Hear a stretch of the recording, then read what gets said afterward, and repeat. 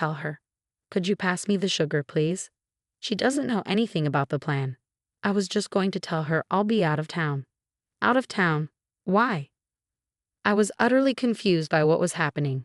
Despite my confusion, I stayed composed, not revealing that I could hear their conversation, so I could strategize my next move. Yes, Mom, I understand. I'll take care of it. I know how crucial this is. It's incredibly important. If your great-uncle doesn't see us tomorrow, he might give the house to someone else, like your cousin or aunt. We can't let that happen. No one should know about this house. Oh, Mom, you have such a sense of humor. Don't worry, I was just speaking English so Heather wouldn't suspect anything. Heather? Suspect what? Oh, sorry, dear. I was just asking who made this delightful tea. It's wonderful. That would be your talented son. I'm not as skilled as he is in these matters. Oh, darling, your cooking is fantastic. Terribly fantastic, Mom. She might catch on. No, she won't. She's too clueless to understand us. I'm not so sure, Mom. She probably understands some basics, I think. Let's test it, Heather. How much French do you know? At that moment, I realized I had to play dumb and pretend I didn't understand anything, allowing them to reveal more of their intentions and true nature. I'm still pretty terrible at French. I only know basic phrases like bonjour and comment tout appels. Oh, that won't do, dear. You should learn more French. Yes, ma'am. I'll work on it. Well, at least it's convenient for Frederick and me so we can gossip about you. I'm just joking, my dear. We would never do that to you. Isn't that what we're doing now? Yes, and that's what makes it even funnier. They laughed while I continued recording the conversation with Google Translate. As I did, I also checked various apps, websites, and forums to verify the accuracy of what they were saying. After cross-referencing, I found about 90% confirmation, confirming my initial suspicions. Now that I realized they didn't have much regard for me and were openly mocking me, I knew I had to gather more information. Their insults were like slow cuts, but what I heard next shook me to my core. As I was saying, this house is crucial. No one else can know about it. Understand? We stand to make a lot of money if we keep this to ourselves. I'm relieved we didn't tell my wife about this. I don't want to share the profits with her. Me neither. Everything has to go smoothly. Your great-uncle Pierre made it clear that whoever contacts him first inherits the mansion. We need to get there before anyone else and start renovating. I can't wait to have a house in California. It'll be my escape from my wife and life in Florida. Sometimes I can't stand her. You're still young. You shouldn't be tied down to someone like her at your age. Come live with me in California. Enjoy your youth with women and parties. When you're ready to settle down, you can.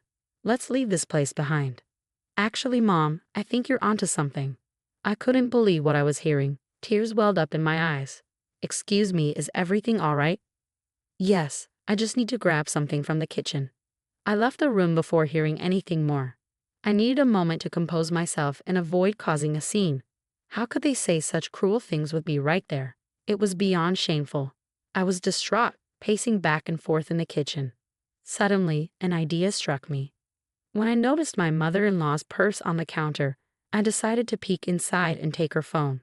Luckily, it was unlocked. I opened her WhatsApp and sent Uncle Pierre's number to mine.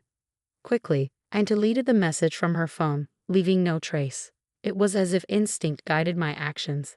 I didn't fully understand why I did it, but I felt a sense of empowerment, plotting to retaliate against them for their hurtful words. I re-entered the dining room, where the conversation about their scheme continued. So tomorrow we start our trip. It's well-deserved after all the hard work lately. I agree. We could use a break. Everything all right? Yes, dear. We were just discussing the lovely weather and how perfect it is for a relaxing getaway. Would you like to join? Maybe not today, Freddie. All right. When then? Perhaps tomorrow. I observed closely as both Avril and Frederick tensed slightly, a reaction I anticipated, given what I knew of their plans. Tomorrow might not work. I asked Freddie to assist with some tasks around the house. What tasks? Why so many questions? Just rearranging things. I can lend a hand too if needed. Not necessary. Do you see how nosy she's being? It's irritating. This is why you need to leave. Don't worry, Mom. I've got it under control. Despite knowing their true thoughts, I maintained a smile, finding solace in the anticipation of the revenge I would soon enact. I continued recording their conversations until the very end, determined to extract every detail. While my French had improved significantly, I still double-checked to ensure accuracy. That night, I stealthily slipped away from the bedroom to the office for further investigation. As I replayed the audio, any doubts about my understanding vanished. From this ordeal, I gleaned that they planned to vacation tomorrow to claim a house from Great Uncle Pierre, and they harbored resentment towards me, even plotting to leave me. As I paced in the kitchen, leaving my recording phone behind, I inadvertently captured more valuable information. Avril sought Frederick's computer password to alter flight details. I struck gold, obtaining both password and flight information. I had hit the jackpot. I accessed Fred's computer and found the flight details on the website where he booked the tickets. Feeling both sneaky and devious, I may or may not have altered the flight details, postponing their departure to the day after tomorrow. This marked just the beginning of my plans. There was much more to come. With Great Uncle Pierre's number safely sent to myself, I was prepared to take action. "Hello, Uncle Pierre, it's Heather." "Oh, hello, dear. How are you? Is everything all right?" "Well, no, not really." I recounted the day's events in detail, even sending him the audio recording as proof. Without it, I doubted he would believe me. We ended the call so he could listen to the recordings, reconvening once he had finished reviewing everything. I'm at a loss for words. How could Avril and Frederick do this? They were such sweet and innocent people when they were younger. How could they betray you? Me? It's a lot to process. I was just as shocked. You've certainly improved your French. Well done. Thank you, Pierre. But now that we know, what should we do? Well, they won't be getting the house, that's for sure. After hearing all this, I can't in good conscience give such a gift to people planning to destroy it with their greed and foolishness. Understood. It's your house, and you have every right to decide its fate. Absolutely. I'll be ignoring their calls from now on. Let's see how they like that. Thank you for bringing this to my attention. You're a good person, Heather. Don't let the darkness of this world change that. Thank you for your time and courage in sharing this with me. It couldn't have been easy. I admire your strength. Take care of yourself. Uncle Pierre, you too. Good night. With that, I felt assured that Avril and Frederick's downfall was imminent. Now that all the pieces were in place, I only needed to wait for the opportune moment to set things in motion. Returning to the bedroom, I found Frederick still sound asleep. It saddened me to think that my beloved husband could treat me this way. If only we had talked things through, perhaps we could have found a solution. Instead, he chose a path of deceit. I took his phone and disabled his alarm. Without it, he would sleep indefinitely, and that's precisely what happened. I gathered my belongings and decided to spend the night at a hotel. I couldn't bear to stay in the same house with someone like Frederick. The next day was pure chaos. I'm certain Frederick woke up to a barrage of missed calls from his mother, scrambling to pack since he foolishly hadn't done so the day before, and rushing to get to the airport. I received a call from him around 2 p.m. Where are you?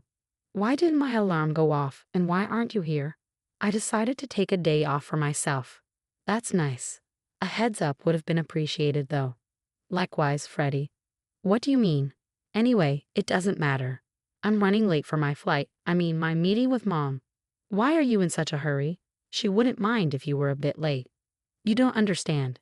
Anyway, it's fine. I won't be home tonight or tomorrow night. I have things to take care of. See you later. Before I could respond, he hung up. He was probably too overwhelmed to realize that I had changed his flight details to the next day. Using the Find My iPhone app, I saw him heading to the airport. Imagine rushing out of the house, barely making it to the airport in time, only to discover that your flight had been canceled. I'm sure he was frantic, rushing around the airport. Suddenly, I received a call from Avril. What have you done? What do you mean, Avril? I know you changed our flight. If you mean I changed the date, then yes, I did. Why? I thought I was helping. You mentioned needing Freddie's help with something today. When I saw the flight booked for today, I figured I'd adjust it. You're welcome, Frederick. Come talk to your wife before I reach through the phone and throttle her. Heather, stop whatever you're doing. Uncle Pierre still isn't answering. Try again. He's not answering because he doesn't want to talk to you too. You understand us? Every word? But how? I warned you, Mom. I said she might understand. So you heard everything yesterday? Yes. Here's what's happening. I'm divorcing your useless son and leaving you too. Have a nice day. Oh, and next time you want to gossip about someone in their presence, make sure they don't understand. Goodbye. I ended the call before they could respond. I had enough of their drama. Later that day, Uncle Pierre called. Hello, dear. How are you holding up? I'm a bit shaken. I just had a terrible argument with Fred and Avril, and now I'm divorcing Fred. I'm sorry things turned out this way, Heather. It's part of life, I suppose. How are you feeling? Well, I finally confronted them, and they're not happy about it. What'd you say? I told Fred he's foolish for mistreating you, and I called Avril out for involving her son in her schemes. And I told them I'd given you the house. You did what? Yes, dear, the mansion is yours. Even if you divorce Fred, it's yours to share with whoever you choose. I'm speechless. It's overwhelming. I wanted the house to go to someone kind, resilient, and compassionate. That's you. It's the least I could do after all they put you through. Take it. And just like that, not only did I rid myself of two toxic individuals who didn't truly care about me, but I also acquired a multi-million-dollar mansion. Watching me gain the house they coveted so much drove Avril and Frederick into a frenzy. They bombarded me with death threats daily, but I simply replied with pictures of different parts of the house. A subtle reminder that it belonged to me, not them. Revenge had never felt so satisfyingly luxurious.